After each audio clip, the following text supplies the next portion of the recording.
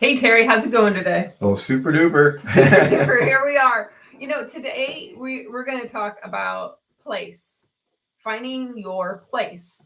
And yes, it's an acronym. Yes, we're going to get into it a little bit. But I think the important piece that the way we center around it is that like sometimes you just need to take a deep breath and go, place. How's my mental attitude towards the world or towards the relationship of the person that I am interacting with. So Terry, why don't you take us through like what the top line is of place, and then let's just spend a few minutes on each one. Don't you have like a little timer around here that's like a 3-minute timer? It's gone. It's gone. This is going to be 75 minutes. So because I talk way too long about things that I really like to talk about. So we're going to go forever. I'm done next Tuesday. It's my Friday night. So let's go. When we're looking at place, a friend of mine came up with this a number of years ago, working with severely emotionally disturbed kids, and he was talking about we have to be in a place where we can help them, and then as he talked about that, he was talking about it's an attitude that we want to really work from when we're working with people who are having a real difficult time adjusting to the world. And so and that might just be not in general, but in the moment, right? Well, absolutely. A difficult moment. Absolutely. And when I was a psychologist, I used to have to diagnose people, and I couldn't stand diagnosing people with mental health disorders because, one, I don't necessarily believe that they have a disorder. What they have is a chronic adjustment issue with life, because we always have things happening that we're not expecting.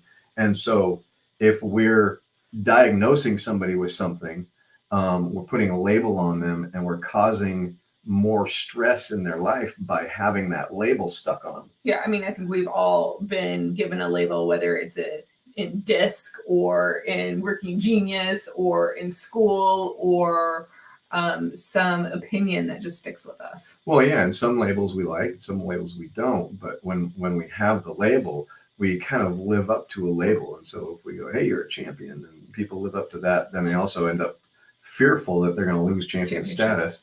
And so no matter what. I'm just writing down more ideas as we go, because that, like the whole idea of the pedestal. Okay, so no matter what, we have a way of recording this stuff and then stressing out about it, whether it's good, bad, or indifferent. And labels actually cause us to move towards the label.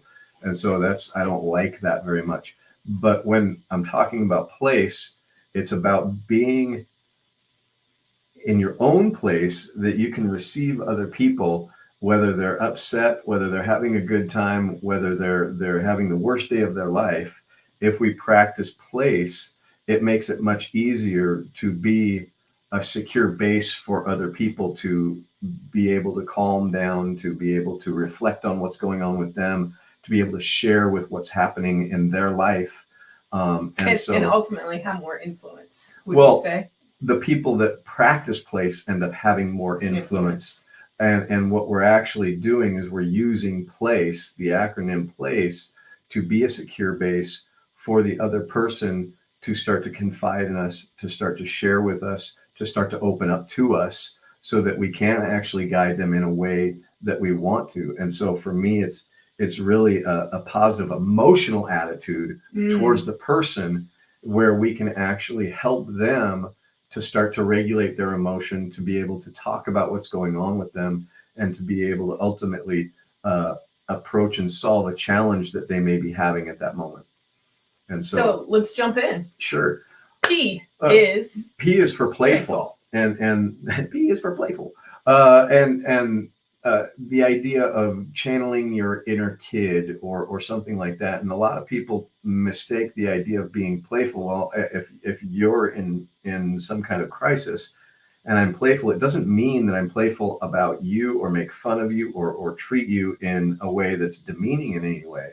The playful is about me, and not taking too seriously if you yell at me, or not taking too seriously if you're falling apart, not taking too seriously that I don't know what to do about it, and realize that my level of being okay with me in that moment and being able to not take myself so seriously is going to make it so that you can actually be upset with me. You can be upset with the situation. You can unload on me if you need to. And I don't have to actually protect myself because I'm not that big a deal that I need to be protected or anything like that. And I don't need to save the day, and I don't need to do any of that stuff. But my head's going to actually tell me that I have to do those things. And so I don't have to take my head so seriously, and I can be playful with my own self in my own ego telling me I have to put on a cape and save the day. I am actually the bad person that's being yelled at.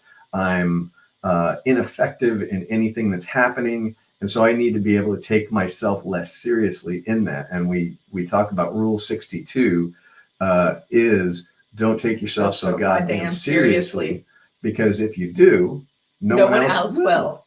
And so it's, go ahead. No, it's true.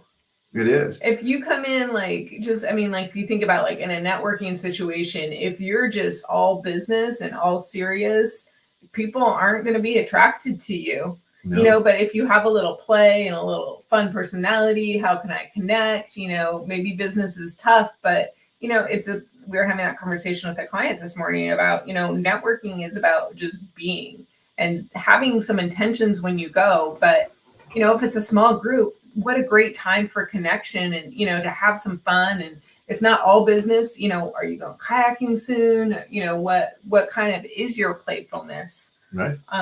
Right. So that's P, and that for playful. Yeah. So let's talk about L. Loving. L is loving. Loving. And place. The idea of loving people where they're at and being able to appreciate that they're going through something. And a lot of times when somebody starts going through something and they become elevated, they become agitated, they become frustrated, what we end up doing is, one, we throw playful out the window, we protect ourselves, and people often think P is for protect yourself. It's not. It's to be playful and to be open that they're having a problem, and we don't need to add to it by protecting ourselves and yelling back.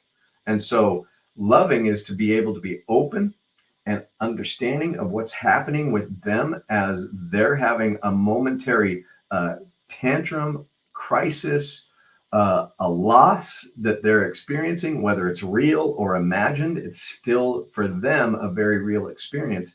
And understanding that allows us to let them be in that, and we don't have to shut it down. We don't have to solve it. We don't have to go into what a lot of guys do, and a lot of people who want to help go into solving the problem. And even, you know, somebody crying and bringing them a tissue right away is trying to solve an issue. And what I'm doing when I'm doing that is not loving them. I'm shutting them down. And so we don't want to do that. Because you yourself are getting uncomfortable. Absolutely. I start taking myself too seriously. I start worrying about them actually triggering me in some way. So here, stop crying. And I'm doing it in the most loving like sort of way, but I'm not loving if I'm trying to shut them down. I'm actually controlling. And so loving is about allowing them to have their experience and allowing them to unload a little bit and be able to, some people call it venting, and venting isn't necessarily good, but we want to let somebody do it for a little while in order for them to see that they're safe to be able to be themselves for the moment, or what they experience themselves as in that moment. I think that really leads right into the A. Right. And so A is accepting, and accepting is not about agreeing to disagree. It's not about any of this. Is it meeting them where they're at? That's exactly what it is. It's about meeting them where they're at. There is no disagreement in acceptance. There's absolutely realizing that in this moment, that is their reality. Whatever's going on, even if they're yelling at you and you're the worst person in the world, that's their reality for right then. And so accepting that they see us as somebody that's really bad. Okay, wow, what's that like to be standing here with somebody that's really bad? Well, there's so many lessons that I know we kind of cover in this, and we don't want to be 100% teachy. So what I'm thinking of is the idea of like, this is where you're at, but I don't know if you're necessarily mad at me. You might be mad at something else. So Right. you're just accepting them in where they're at. Well, accepting where you're they're at, and whether they're mad at me or they're not mad at me or they're mad at the world, it doesn't really matter. But the idea is we want to be looking at, they are having an experience and I don't need to go and change it. I don't need to fix it. I just need to allow them to have it. So accepting then could be allowing. It's really allowing them to have it and realize that it's not going to change my world that they're having a tantrum right now. And it's not going to change anything other than that they are really having some strong experience right then. And if I do anything other than let them have it and maybe ask some questions, which is coming up in a moment, that's what we really want to do. And the more that we can, and so the next one, accepting, is really accepting them where they're at. Curious is the C, and curious is about asking questions about what that's like to be where they're at from a loving place without trying to change them.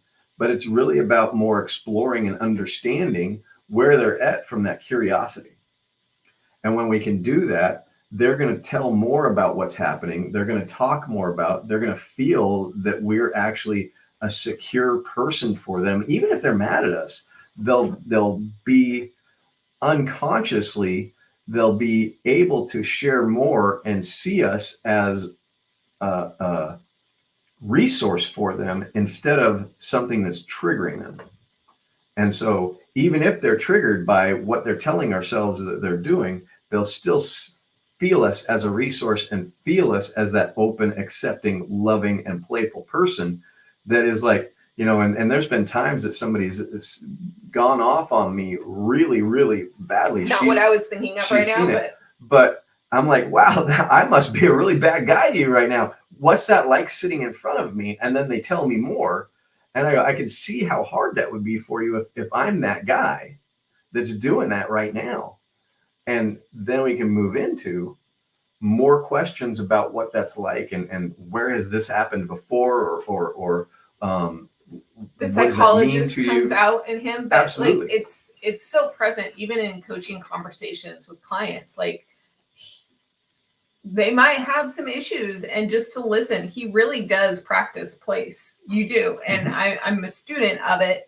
And he'd probably say I naturally kind of do pieces of it, but I do like often get in problem solving, and that's one of the things I'm learning is how to help them move through, how to become more present, and because we want them to be able to take the next actions too. And so it's training ourselves to allow the process to happen a little bit. Don't be so bullet trained, but be able to slow down so you can go fast by building these relationships. Absolutely. So we could do let's do a whole nother one on asking questions as we go and the importance of this. But we've hit the P, playful, L for loving, A for accepting, and a little bit of allowing, and then C, curious. But then ultimately, what do we want to be aware of? Well, and the last one is empathic. And I try to be very clear that a lot of people use the word empathetic, and there's the word pathetic in that. And that's a big difference between empathic. They are in the dictionary and they have the same definition,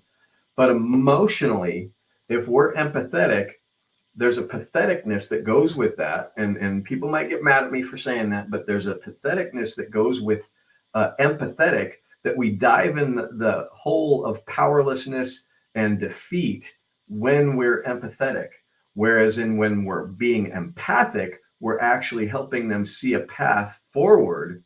But the whole essential idea of being empathic is to put ourselves into the other person's position, but it's through curiosity and it's through accepting, it's through loving and being playful about the fact that, hey, we have bad days, we have temper tantrums, we have all of these things. By the way, temper tantrum is being frustrated. It's just a muted temper tantrum. We like to pretend that we don't have temper tantrums, but everybody from the day they're born to the day they die has temper tantrums at one time or another. And it's really just frustration because we want that more we than we than want have. something we're not getting, or we think we need something Or- that people won't give to us. And so it's really a muted temper tantrum, but we don't want to admit that, and we don't want to see ourselves that way. So I like, if I may, Yeah. and I will, absolutely. because this is a shared podcast or live stream. I like the images that we use when we do like the training, empathy trainings, and different things of the person's in the pit having what we call a pity party, and they're just Yes. like in the mud, your kind of things. And if you're empathetic, you're hopping in the pit and nobody's going anywhere. Absolutely. But when we say the empathy, okay, you're listening, you're involving, you're understanding, you're connecting to times that you felt that way before. Like you said, we're human, we've all done that. But how about, listening, what's going on down there, and then giving them the way out. Inviting them to take the way out. That louder Absolutely. one step at a time. And the way I kind of see it is like empathetic, we jump in the pit, we're full of the mud, we're full of the emotion, we're Stinky. emotionally pathetic with them, and we've joined the pity party. Empathic is the emotional path that I see, and that's how I see it in my mind. Is that's the emotional path I see, but they don't see it yet, so I have to give them the rope and let them take the rope or breadcrumb them out of the hole by helping them, by identifying and asking questions and being accepting of where they're at. And sometimes it takes a little bit longer, and it takes a lot of patience on our part sometimes when somebody's really upset. But the more empathic we are and curious we are, it tends to throw out the ladder or throw out the rope for them to grasp. And because we're playful about ourselves and go, what do I know? I don't know what I'm talking about. I have the same problems you do. I have experienced that. It sucks. Now I'm being empathic there. I'm being loving, connecting with them, and accepting where they're at, and accepting that I've been there too. And then curious about, well, what are we going to do? And see that what are we going to do is a joining piece that helps them to want to actually go with you, because they don't like how they feel, and they see that you're not going to join in the pity party, so they start to actually move out too. And so that's why P.L.A.C.E is so strong, is because when we start really looking at how P.L.A.C.E works as an attitude, we start to first join with them, love them where they're at, accept that they're not happy or they're having some kind of problem. We're asking questions in an empathic way that pulls them out, and they don't even realize, but they start to pull out of the problem into a solution without pressure. And that's the big thing is P.L.A.C.E removes the pressure of change, and so people are able to grab onto it easier. So you could totally use it in sales too, huh? Absolutely. It is one of the easiest sales, I won't say tactic, but it's a sales attitude of helping people make a different decision, because most of the people, when they get into a sales situation and they realize that they're about to be sold to in some way, they go, I'm not going to do it. Resistance. And resistance is actually a very muted temper tantrum in the making, because I totally see they're that. gonna start to make me do something I don't want to do it, and it's opposition hits. And so, hey, you know what? You don't want to do it. Nobody wants to do this. It's a stupid idea to do it, and agree with them and accept where they're at. And we start moving into, well, what's going on that you don't want to, but you're in a problem.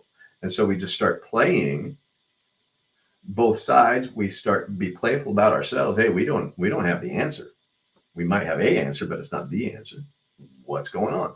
And so we can get into the conversation and bypass the resistance and be able to help the person move forward the way they want to and make a decision that they want to. And usually it works better for them. Bypassing the resistance. Absolutely. I think that's a great thought to leave them with. Absolutely. So if you want to bypass the resistance, start using P.L.A.C.E. Yeah, it's simple. Just think about it as you enter the conversation. We'll see you next time. Have a good weekend, everybody. Go and generate the business and life you desire.